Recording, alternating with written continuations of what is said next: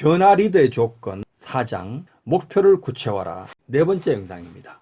오늘은 페이지 65회 중간 부분에 앞으로 우리가 할 사업은 무엇인가? 우리의 사업은 무엇이 될 것인가? 우리의 사업은 어떻게 될 것인가? What will our business? 라는 그런 제목의 내용입니다. 네 번째 질문이죠. 자, 이 질문을 해야 하는 이유는 첫 번째 질문이죠. 우리의 사업은 무엇인가에 대한 질문이 아무리 성공적이었다고 하더라도 조만간 진부해지기 때문이죠. 왜냐, 환경이 변화되기 때문에. 기업의 수명이 30년, 50년 가는 경우가 이제는 거의 없죠. 고작 10년 정도 간다고 20세기 말에 말했는데 지금은 더 짧아졌을 겁니다. 그래서 추가로 던져야 할 질문이 있다는 겁니다. 첫째, 현재 상황에서 앞으로 우리의 사업은 어떻게 될 것인가? 두 번째, 우리의 사업에 큰 영향을 미칠 이미 확실시된 환경의 변화는 무엇인가? 어떤 변화, 어떤 상황, 환경이 우리 사업의 성격과 사명과 목적에 영향을 미칠 것인가? 그런 예측들을 우리의 사업의 목표와 전략 그리고 과업의 일부분으로 짜 넣을 수 있는가? 이런 질문을 던져야 한다는 겁니다. 그리고 이 경우에도 역시 출발점은 시장이죠.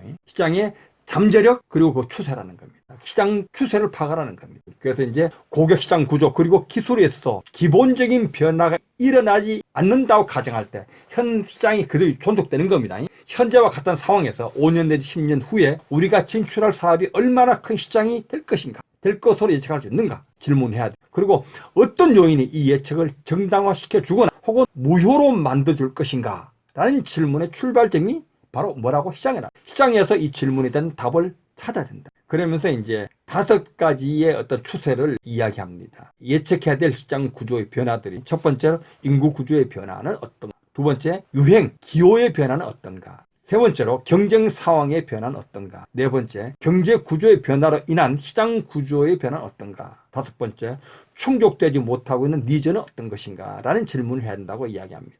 이 질문에 대답할 수 있는지 없는지 여부가 진정한 성장 기업이 되느냐 아니면 경제와 업계의 성장세에 따라서 편성해서 올라갔다가 또 떨어지는 이런 기업이 되는지를 결정한다는 겁니다. 그러면서 네 번째 질문, 우리의 사업은 어떻게 될 것인가 하는 이 질문은 변화를 예측하고 그에 대응하기 위한 것이고, 이 질문은 현재 사업을 조정하고 확정하고 그리고 발전시키기 위한 것이다. 이렇게 이야기합니다. 그 다음에 이제 큰 제목이 나오죠. 체계적으로 폐기하라는 제목이 나오는데 이건 잘못 들어갔습니다. 이 제목은 그 밑에서부터 두 번째 줄에 갖다 집어넣어야 됩니다. 그리고 그 자리에 제목이 없는데 새로운 제목 9번째 더 그래야 되겠죠. 우리의 사업은 무엇이 되어야 하는가? What should our business be? 라는 제목 하나 집어넣어야 됩니다. 지금 질문 네 번째 질문은 현 상황에서 우리 사업은 어떻게 될 것인가 질문을 던졌다면은 이번 질문은 앞으로 우리 사업은 어떻게 되어야 하는가 하는 그런 질문을 던지는 겁니다. 이 질문은 현재 사업을 완전히 새롭고 남다른 것으로 만들므로써 기업의 목적과 사명을 달성하게 해줄 새로운 기회가 있는지 혹은 우리가 그러한 기회를 창출할 수 있는지에 대한 질문이란 말이죠. 바람직한 어떤 미래를 놓고 거기에 어떤 새로운 기회를 포착하고 아이디어를 집어넣어 혁신을 하는 그런 개념입니다. 이 질문을 던져야 되는 이유는 뭐냐면 어떤 새롭고 중요한 변화를 놓쳐버릴 수도 있기 때문입니다. 이 질문에 대답하기 위해서는 사회, 경제, 시장의 변화, 요거는 앞에 이제 질문 4에서는 이제 그런 질문이었습니다. 사회, 경제, 시장의 변화를 했다면 덧붙여가지고 혁신에 대해서도 고려해야 한다. 그 혁신은 자기 자신의 혁신뿐 아니라 경쟁자 혁신에 대해서도 깊이 고려해야 우리의 사업은 어떻게 되어야 되는가에 대한 답이 나온다는 얘기를 하는 겁니다.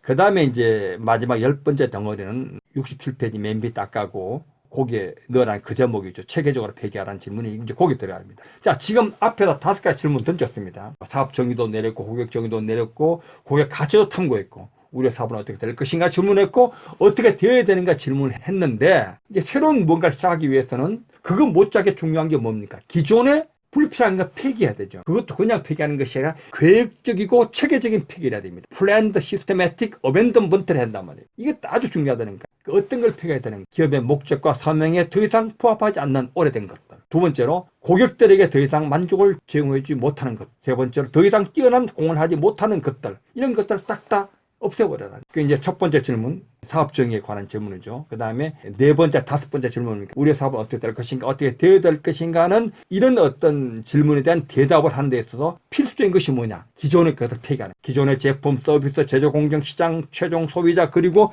유통 과정 등을 체계적으로 분석하는 것이 아주 필적인 단계죠. 그리고 그것들이 여전히 경쟁력 갖고 있는지, 있다면 앞으로도 그럴 것인지, 두 번째로 그것들이 여전히 고객들에게 가치를 제공할 수 있는지, 앞으로도 그럴 수 있는지, 세 번째로 그것들이 여전히 인구시장 기술 경제 현실에 부합하는지, 그 다음 네 번째로 만일 그렇지 않다면 그것들을 어떻게 부작용 없이 폐기할 것인지, 그 다음 다섯 번째, 적어도 더 이상 자원과 노력을 투입하지 않으려면 어떻게 해야 되는가 하는 질문을 던져야 한다는 것입니다. 만일 경자가 이런 질문을 하지 않으면 그 질문의 대답을 찾기 위해 최선의 노력을 기울이지 않는다면 어떻게 했습니까? 그 질문에 답을 찾을 수 없는 거죠. 그렇게 되면 회사의 모든 자원들은 어제를 유지하는데 모두 소진되고 말 것입니다. 그리고 내일을 준비하지 못하는 거죠. 오늘을 개척하는데 필요한 시간과 자원, 그리고 의욕, 유능한 인재도 확보하지 못할 것입니다. 뭔가 오늘을 개척해서 내일을 만들어 갈 때 필요한 시간, 자원, 인재들이겠죠. 그걸 확보하지 못한다는 것입니다. 그래서 기업의 정체성을 정의하는 것은 어렵고 고통스럽다. 위험에 따르는 작업이다. 그러나 그것이 성결되면 사업의 목표를 수립하고 전략을 개발하고 자원을 집중시키고 그리고 제대로 된 경영활동을 할 수 있다.